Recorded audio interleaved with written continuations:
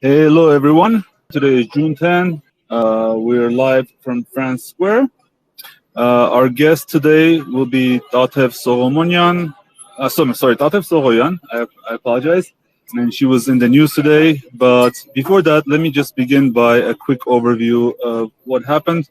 The main sort of protest event of the day was in the morning when the protesters attempted to approach the Baghramyan 26 address, the residency of the president, or the presidential palace as it's known, because that's where there was a session of the CSTO, foreign ministers essentially gathering this was Yerevan's turn to host, and Foreign Minister Lavrov was there. As the protesters soon found out, the street was blocked by the police, and unlike other times, they were not even allowed to approach the presidential palace. But the voice of the protesters was heard because they were very vocal. While the protesters were stopped by the police, we learned that there was one of our protesters, or two of our protesters at least, were in front of Baghramyan 26 for a very short period of time before they were detained.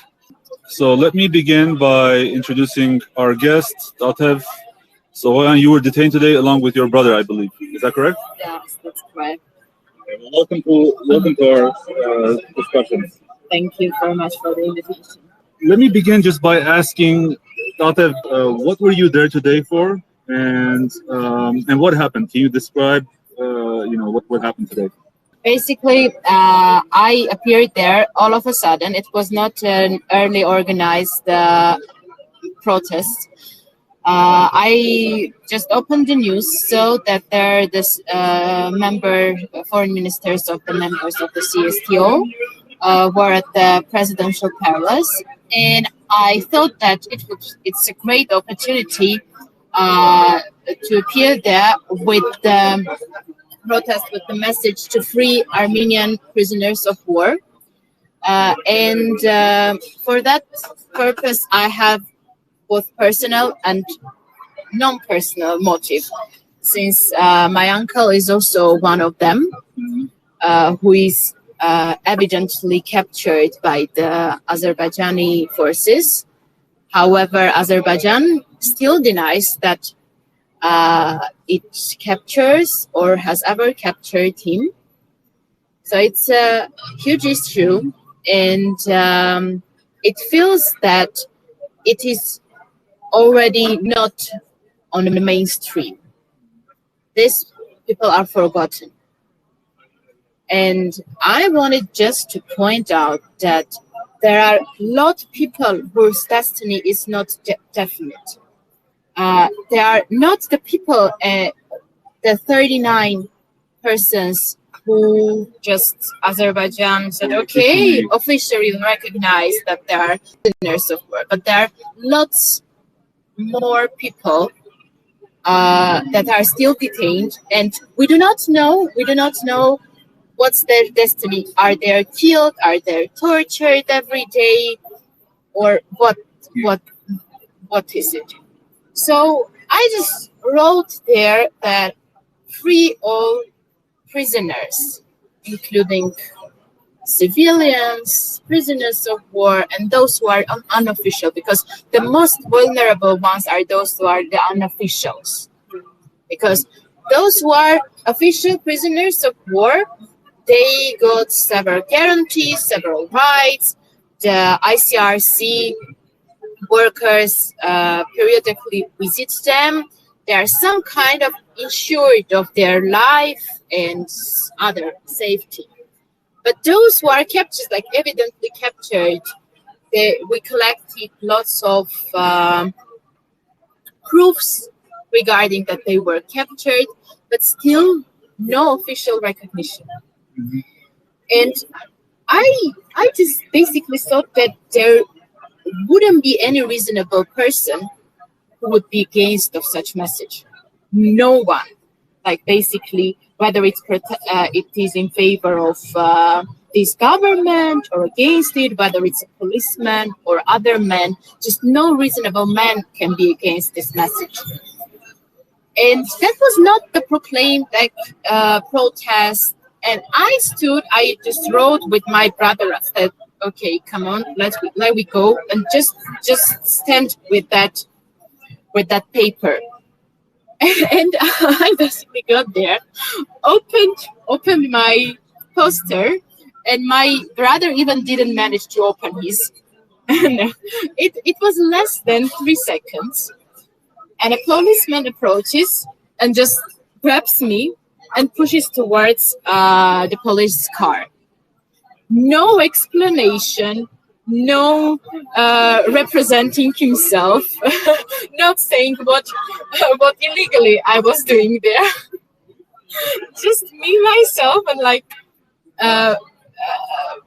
he pushed me and my brother towards there. And I was like, what's going on? What is wrong? And he didn't reply anything. He just borrowed literally to the other police workers with the red hats. Red. Yes. And they were even more brutal, even more aggressive, just pushing me towards that, sitting me on the car and taking me. I was asking what I did wrong. What's the problem? And I got replied, I didn't capture you. You should ask the one who captured you. So just to repeat, you were just thrown essentially in the car, yeah. And no one told you why you're being detained. No. And that's the thing that I am now.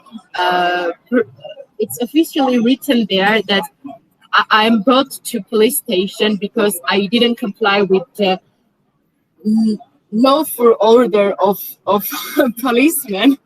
But the problem is that I didn't receive any. They never even told you No. what to do or what you were doing wrong. No. And by the way, just before this, I checked with a trusted lawyer that I have, and there is such a thing as a Miranda rights in Armenia. And from the moment that you're detained, you're supposed to be notified why you're being detained. And apparently in this case, as I hear frequently, that doesn't happen here. But Tatev, go on. So you were held there for how long? Not too long. It took up to 2 hours. So basically, what was wrong and unlawful was till the moment I entered to the police station, because all the aggression or the violence that was committed was in the car, with in front of presidential palace, and in the car. They wanted to grab my telephone, to be sure that I'm not recording, but I was not notified what's the problem, and that's what brings me to a kind of frustration, because I thought that I was just being kidnapped. So, and I got injured, as you can see on my right hand, while trying to protect my telephone. Yeah. So, but fortunately, we got there quite fast. And already at the police station, there were more kind of calm, polite, tackling that, okay, we understand your situation. But it's still like confusing me. Yes. Yeah. Of course. So yeah, I'm sorry for what you went through, of course, but it seems like using brutal force. It seems almost as if it's on purpose to dissuade protesters from ever trying to do something that they would apprehend you for.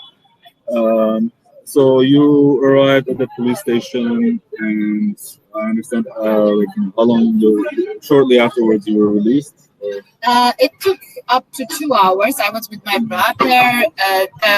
We received my advocate came, the representative of the human rights defender also came, and I told them everything as I told you now, and they have all recorded all the violations that happened. And I hope that Human Rights Defender's Office will also proceed with this violation. And of course, later we were discussing with my lawyer how we are going to write down my clarifications. So it basically took 2 hours, and then I was released. Right. Well, thank you for that. Now, I just want to remind you that this lady simply had a poster that said, "Return all Armenian prisoners." It was in Russian, and it was intended for the audience of the CSTO foreign ministers. The interesting thing is that it has been more than a year since Nikol Pashinyan, when during the pre-election campaign, was promising, just wait a few more months and we will return our prisoners. It has been more than almost 2 years since the November 9-10 capitulation agreement, where all other demands upon Armenia had an expiration date, had a deadline, whereas the return of prisoners was left wide open.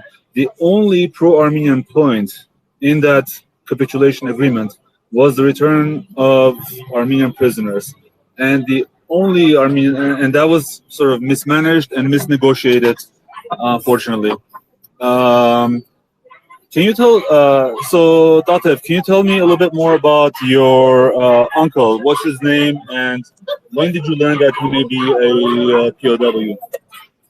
So my uncle is Hrant Papikyan, Lieutenant Colonel of Medical Service. The accident happened on 6th of October 2020, while he received a call for rescue of wounded, and probably that was a fake call organized by the diversion group of Azerbaijani forces that they planned, organized, and kind of hide themselves in the forest and give the direction saying, "Go this way, there are some Armenian wounded soldiers waiting for you to rescue." And he headed to that direction with his driver. And the point is that they started to fire the medical car, which was obviously not for the military purposes. They were unarmed, and the car had to stop. As tells the driver, my uncle and him jumped out from the car, and my uncle told that he's wounded. But somehow that driver managed to escape and tell this, and when Armenian forces somehow managed to come back to the point, there was no him. So, and this man saw how the Azerbaijani soldiers were approaching my uncle. And after November 9, where there were searching works, there were searches, on that point was found the bullet vest of my uncle with his documents, and there was no sanitation carrier in the car. So that leaves no other options that they just used that. They took off, so it's not heavy. They took off the vest and they took him. And at that moment, he was alive. And that's it, what we know. We tried to sue to European Court of Human Rights, who also found that in the given circumstances, it's highly possible that he is kept as prisoner of war. However, exhausting all the deadlines, after 2 months, I guess, Azerbaijan just replied very vaguely that we could not identify a person with such name. among our prisoners of war. So very vague, it's obvious, it's vague. So it was supposed that Armenia would try, Armenian side, with diplomatic means, with legal means, to provide more proofs, to say in all instances that, don't fool us, you took him. But all we see is like, from our government is also, they are just doing nothing. They were not doing any kind of investigation until my recent complaint to all the prosecutor general, to the investigative office. They were not doing anything. And only after 2.5 years, they decided to separate the case of my uncle from the whole case called aggressive war against Armenians. And it's nonsense. And it feels that in every instance, this case is forgotten. So it's out of mainstream. And I want to also answer a question that you are probably going to ask, why I started now, why I was not speaking earlier. Because there were several people who were telling me, be more cautious on this issue because it's much sensitive. Because you don't know how it will reflect on the destiny of your uncle. But, okay, I could have understand that point earlier when it was like more fresh. But now it's almost 2 years, and if it's going out of mainstream, so no one is going to remember them later. That's for sure. So we got at the point that at whatever price, we should know the destiny of him, whether he's already killed, whether he's alive or not. So it's already babang. Just as a reminder, we're talking with Tatev Soghoyan, along with her brother Edward. Along with her brother Edward Soghoyan. They were arrested earlier today, and she was just describing to us the situation with her uncle being considered a prisoner of war, and the situation basically of her uncle. And why she decided to speak out now, because we frequently hear from Pashinian supporters that, do not talk about the prisoners of war, they will be tortured, they will be mishandled. But it has been almost 2 years now, and the promises of speedy return of these POWs have been fake, and many of the families are being more vocal. So I appreciate that you're talking to us about this now, and I appreciate the sensitivity of the situation. But let me ask you a little bit a different question. So, you were in the news, I guess, earlier, last year, as shortly after the war. You're currently a student at McGill, which is the Russian, State University of International Relations or Foreign Relations. But during the war, you were also working for the Prime Minister's office. Is that correct? So tell us more about what happened and why you left. So I was an ordinary employee there. The case is much simple. I never supported their government, their political government, but I said, I'm a professional, I'm a lawyer. I'm going to work for my country, for my state, and whatever I'm supposed to do. And the thing was that I was recalled from my vacation when the war started, saying, we are at the state of the war, and all workers we need there right after, immediately now. I said, I'm at the countryside, I cannot be there. No, just run to to work. I said, okay, well, state of war, I'm coming.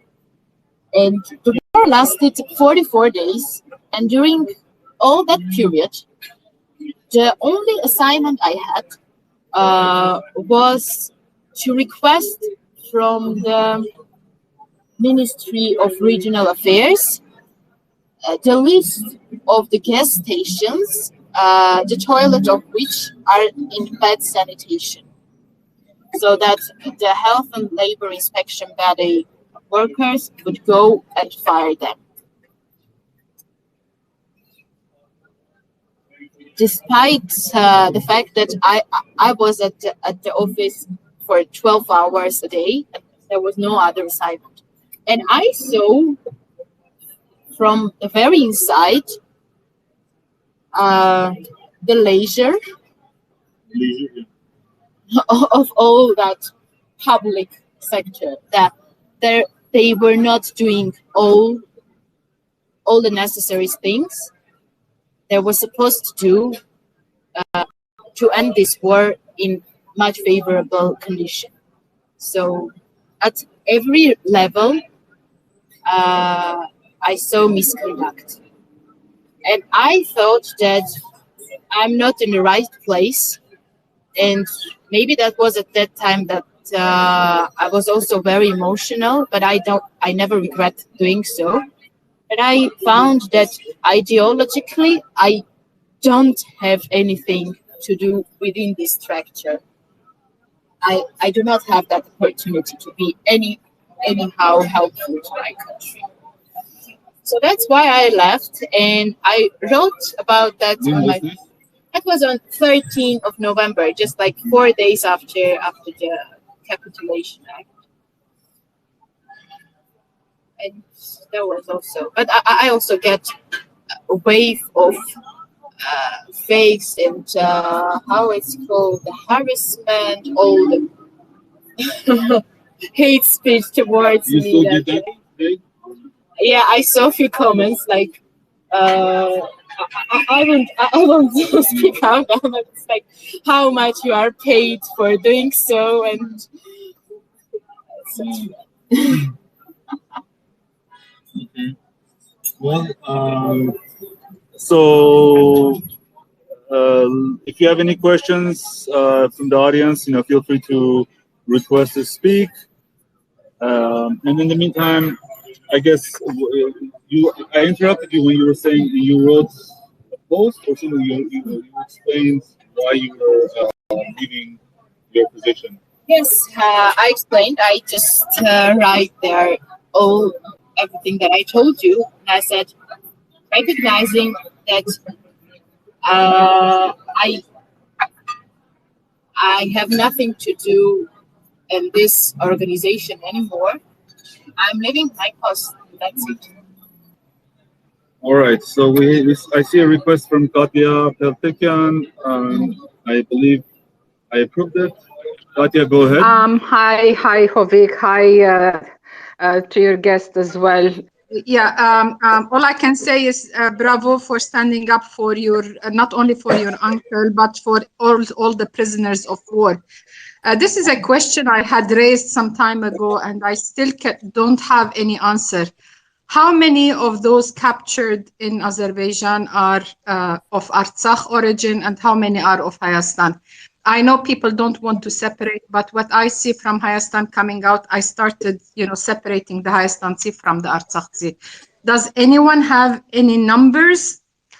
Because the way the government is acting, they don't, because probably most of the POWs are Artsakh Sea and not Hayastan Sea. Does anyone have a number? I can reject such kind of agenda separating Armenians and Artsakhs, and I don't see, as far as I have the information, at least from the side of the investigative organs, they do not separate. The problem I see is in the announcements of Nikol Pashinyan, who recently said that there are 39 approved posts and full stop. And POW. yes, and that's the problem, that he does not emphasize, as I've mentioned earlier, that it is not the full picture. I can say that I hope that it's not violating any kind of secret, that there are 120 persons altogether that are most likely that are kept as prisoners of war. And there are, I can be wrong. I'm not an official. I'm saying what I could collect it from hearsay from other people. So yeah, there are approximately 200 or so that there are no information of their destiny, just no information. So there are 120 that are most likely to be prisoner of war, apart from the 39, and there are a lot more who have no information. So there are three categories: no information, information that they are probably prisoners of war, and the proved prisoners of war was amounted like 39. But I have no information how many of them are from Artsakh and how many are from Armenia. I completely reject this. I don't want to divide the Artsakh. It's not, at least on the investigative organs level, it's not the issue. I don't understand me wrong. I don't want to separate Artsakh from the Hayastan, but the way the government, the so-called government of Hayastan is acting, it's as if they have this sort of animosity against the Artsakh. What I read from them, what's coming out from their mouth, that's the feeling I'm getting, and it's really frustrating for all of us, even if we are not Hayastan or Artsakh, to have this kind of, I can't call it government, thugs who are running the show, and Europe and the West is applauding them, you know. So thank you for the details. Thanks. Yeah, welcome. Yeah, I completely share your concerns regarding separation and the indifference towards Artsakh at diplomatic level, at any level now. But I don't see any kind of that intent, particular in the issue of POWs. Yeah, Hovik, can you just recap what happened today? There's been a lot of demonstration and the police blocked roads. Can you give us some details about today? Yeah, I spoke in the beginning. Basically, the protesters tried to go to Baghramyan 26, which is the presidential palace. That's where the CSTO was holding its summit of the foreign ministers, including Lavrov, Arabat Mirzoyan was there, and unfortunately, normally, even when the Lithuanian president was here, they allowed the protesters to go to the front of the palace. I mean, they allowed protesters to march on the street. This time they had blocked it off completely, but I believe the protesters made enough noise to be audible from the presidential palace. That was the only major, I guess, protest today. Alison wanted to speak. Hi, Tatev. Thank you so much for sharing your giving us your time. And I'm sorry if you covered this earlier, but you mentioned, you know, I saw a post you put on Facebook that you're not going to be silent anymore, that you're going to be speaking publicly and obviously here about the issue of the POWs and the missing. I was wondering, have you faced any pressure to not talk about the case of your uncle? What is stopping anyone from discussing this issue? And have you been approached by journalists? You know, it's just been so long that this file has been left hanging. And so I was just wondering, what's changed for you?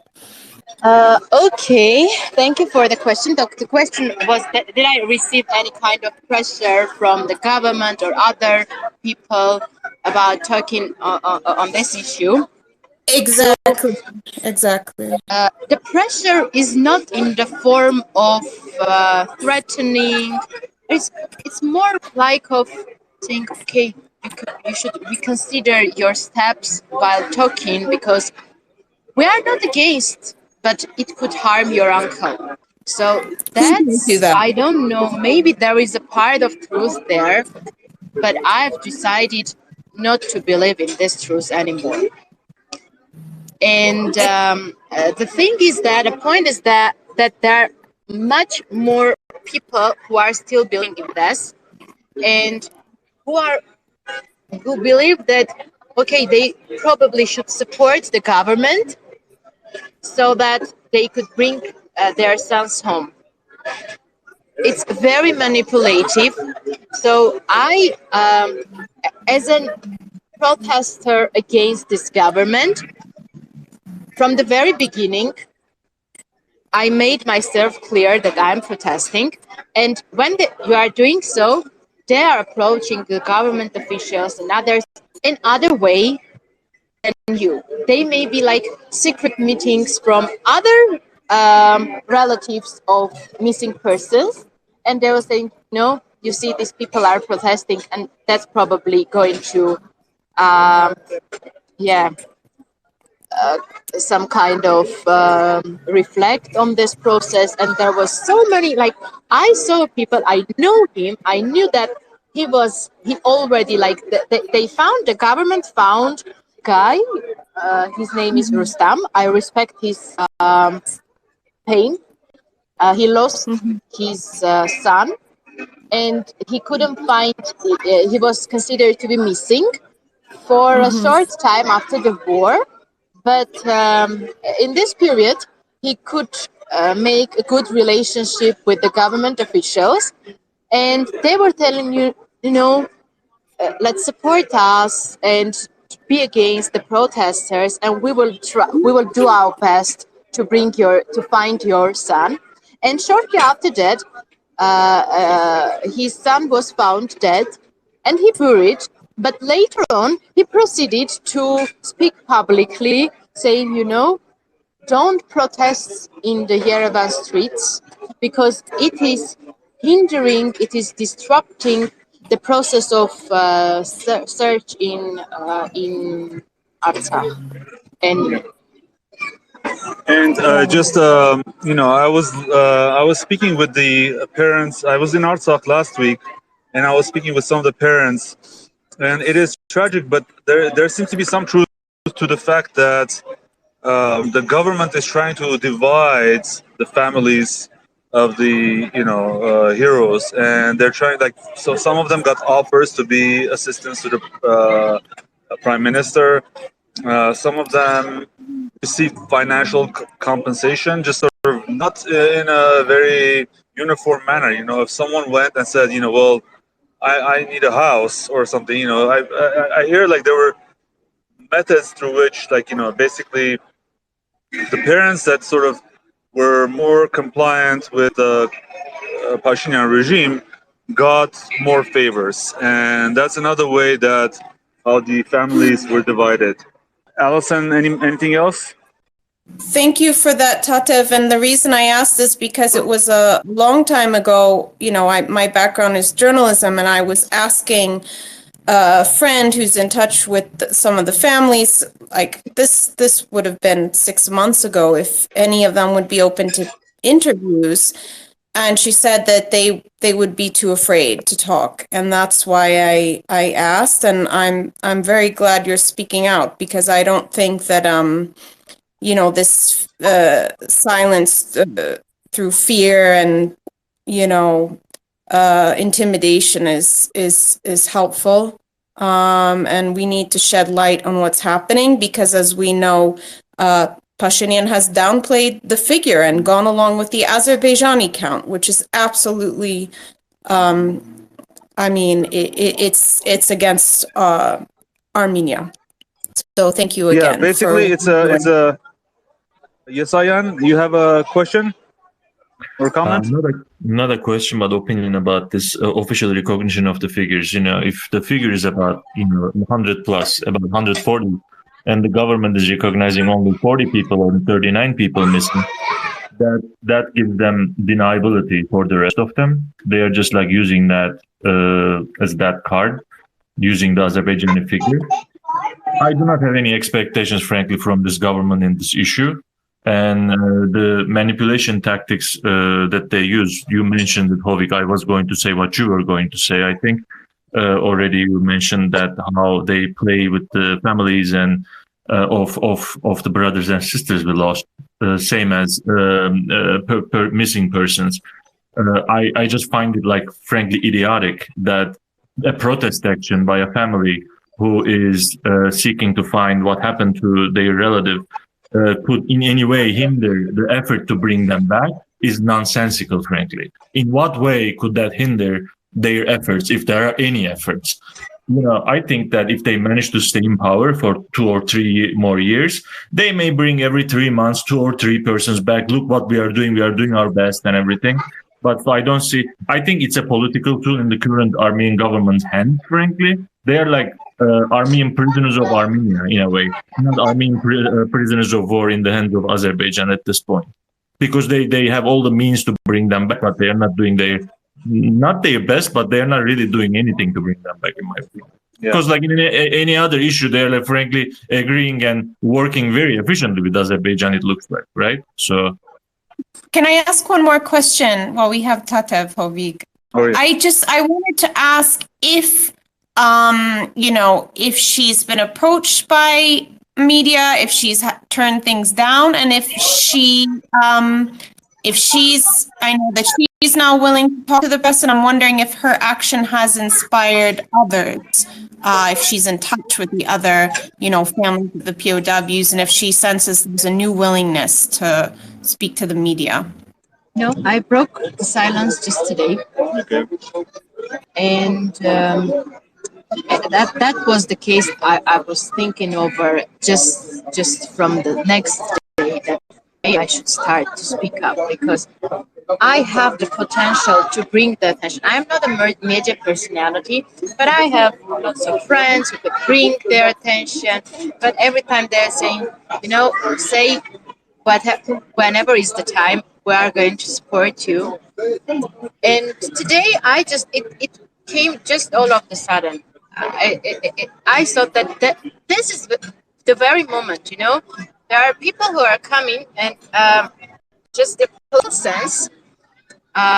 There is one mechanism of referring to European Court of Human Rights, whose efficiency is quite low, because later on he would proceed with the trial, and maybe in 10 years it would recognize that Azerbaijan violated the right of life of these people, and that's it. But before that, when we have here a very rare, let's say, summit of foreign ministers of organization, of a regional organization, I thought that there would be no second opportunity. It's a great. I'm in Armenia. I'm not in Moscow. It's more relevant that I would stand alone with no other political. My friends, they are all my friends. I have no let's say restriction to speak about within there, but I just thought that okay, it's the moment. That decision was made just in a few seconds. I write down on a paper what we went with my brother, and since I acknowledge that I met the step, and I got some media coverage, so there is no way back. I should proceed, and I should start telling all the problems, starting the problems with the other relatives of prisoners of war and missing persons, how they are misled, how they are manipulated. I had the opportunity to meet with some people, and they are, I don't want to offend anyone, but they are manipulated. They were bringing me as an example when I got with the meeting with the government officials, saying, you know, we are not like her. We are not protesting against government. So please bring ours first. yeah. Wow. So that's a very sensitive question. And I thought, you know, you found your way how you are going to, as if to struggle for your sons, and I found mine how to struggle for my uncle. And there was also other components. The how should the investigation be done within the legal framework, how it should be referred and repeated constantly to the European Court of Human Rights, how it should be communicating with the all agencies international there exist, to the all diplomatic platforms that they have. And what we don't see, and I see as a main problem, it's the Nikol Pashinyan. Okay, you could not solve this issue. You promised and you didn't keep your promise. Go give the floor to others who have the potential. Not, I do not see that they would guarantee the coming back of our POWs. But I see, okay, you failed. Give the floor to others to try. Right. That even before he leaves, like he has all the, it's obvious that by that agreement, the November 9th agreement, he has all the authority and chances to bring them back. Like this, Right. I don't think he will. But, you know, we have although we call it a treasonous paper, but we do have an agreement in place that can be used to bring them back on by all means, you know? It's just ridiculous at this point. Yeah, and unfortunately, it's very clear that Azerbaijan is using our POWs as a bargaining chip.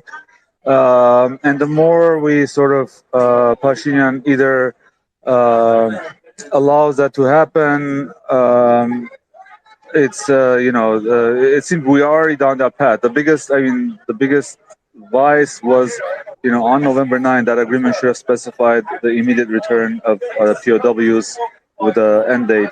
But I wanted to add one more comment about many of the families are in very different stages of grief. And many are, I know many people who have not left their home, many mothers who have not left their home since November 9th.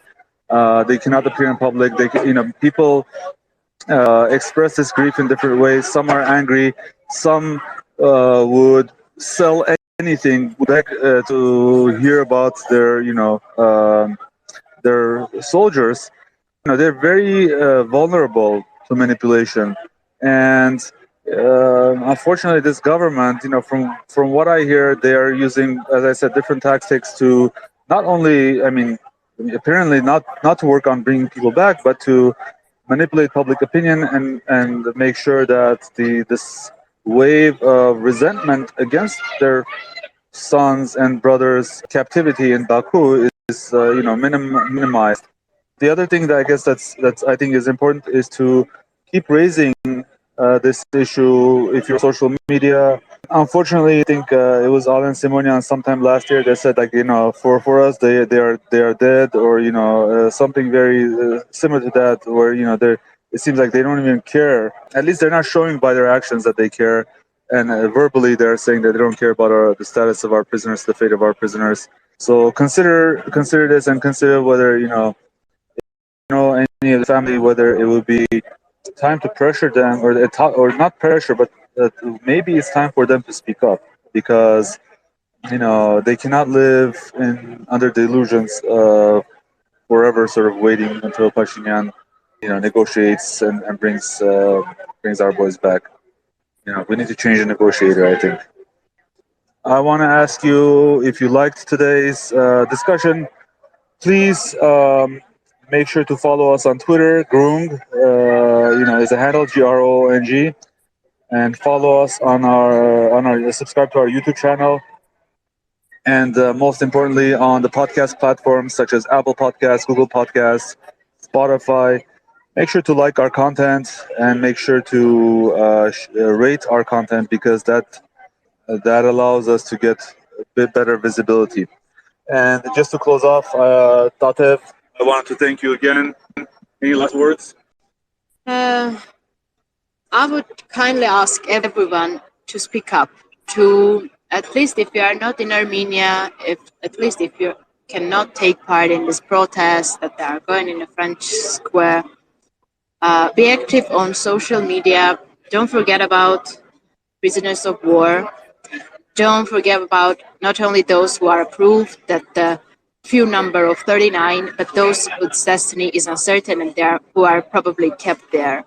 So speak up for them, and thank you very much for the invitation. Perfect. Yeah, if there is anything we can do from abroad, please let us know on social media to spread the word. Okay, we're ready. Yeah, I will pass that on. Thanks. Thank you, everyone, Thank you, and have Thank a good you, night. Tatev. Thank you. Good night. Bye-bye.